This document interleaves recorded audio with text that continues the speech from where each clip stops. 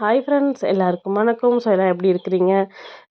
இந்த வீடியோ எதை பற்றினா ஹவுஸ் வார்மிங் வீடியோ தான். ஸோ வீட்டு வந்து கொஞ்சம் டெக்கரேட் பண்ணி பண்ணலான்னு ஒரு ஐடியா. ஸோ அதான் பண்ணிட்டு இருந்தோம். ஸோ நாங்களே வீட்டில் சிம்பிளாக பால் காய்ச்ச ஆரம்பிச்சிட்டோம். யாருக்குள்ளே சொல்லலை. ஸோ பெருசாக நம்ம வீடு கட்டும்போது நம்மளோட பிளானிங் அடுத்தது அதுதான். ஸோ அப்போ நம்ம கிராண்டாலாம் பண்ணிக்கலாம் அப்படின்ட்டு ஸோ நெல்லை கதவு எல்லாம் தொடச்சிட்டு மஞ்சள் குங்குமம் சந்தனம் வச்சிட்டு இருந்தோம். அதுக்கப்புறம் விளக்கெல்லாம் அதான் நேற்றே கழுவி வச்சுட்டாங்க.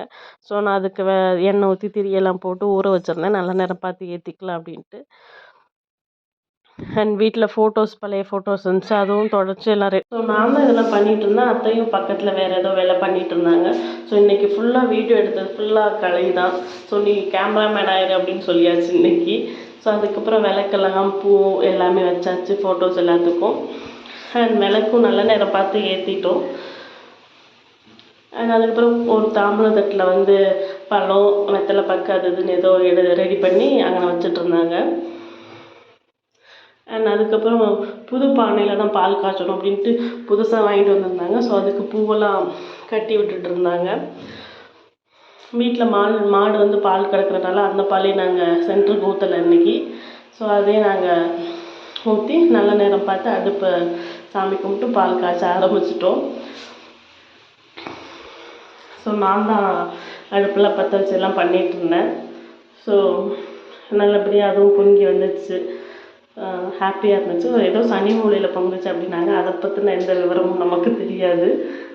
ஸோ அந்த மாதிரி எதுவும் உங்களுக்கு தெரிஞ்சிச்சுன்னா கமெண்ட்டில் சொல்லுங்கள். நல்லபடியாக பொங்கி முடிஞ்சது.